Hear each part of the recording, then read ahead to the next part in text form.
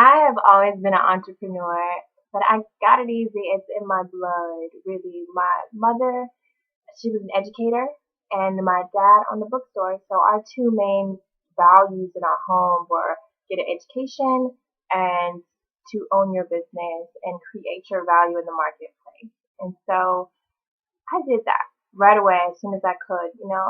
In that bookstore, I learned some additional values. I learned how to enjoy and just fall in love with books. And I think most writers have that same experience where, they just fall in love with books and literature and where the stories can take you and how you can get lost in them. But I have to be real, I fell in love with the stories, but I also fell in love with the fact that you can have something that has your name huge on the front cover.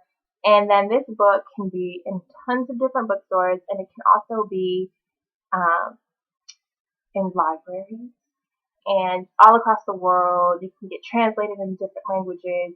And I wanted my name on that cover. So I did that in 2009. My first book was published, and it's called No One's Coming to the Rescue, Lessons Learned on Self-Esteem for Women of All Ages. And that book has taken me places that I never imagined I could go. And that would be both in my personal life and also career-wise. Because of that book, once I wrote it, it took a lot to write it. But once I wrote it, we got it published. We didn't know what to do next, which I think is a lot of concerns for many authors. They're just like, okay, I did it, and I got it. Now what? How do I sell it? How do I get it into the market? How do I let the readers know that it's available? And so I learned the hard way. I hit the pavement. I had some great friends, and they took books, and we decided, who is this book for? This book is for women. So we went to anywhere where there were groups of women, and we sold some books. So we sold it like it was a CD or a mixtape. I'm from the Bay Area, so I knew how to sell. I knew how to sell.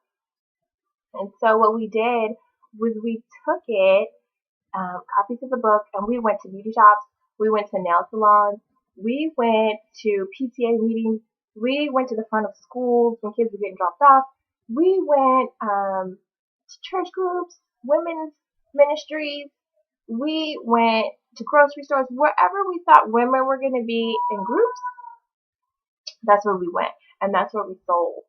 And because of that and my friends and our work ethic and the fact that they actually believed in the work that was produced in pages of that book, we sold over 10,000 copies on foot. And that's a lot. That's a lot of dedication. That's a lot of ladies. And more so, in the larger scope of things, it's like, what? This amount of people thought that my words were important enough that they would want to even take the time to spend one of their hard-earned pennies on it, but also, several of their pennies, but also to then take the time and read it, because they started sending in emails of testimonials and letting us know like what it did for them and also what action steps they took after reading it. And so that was became the most important part of getting the book out there. But the process is something I'll never forget, and it's also something that's never going to stop working as well.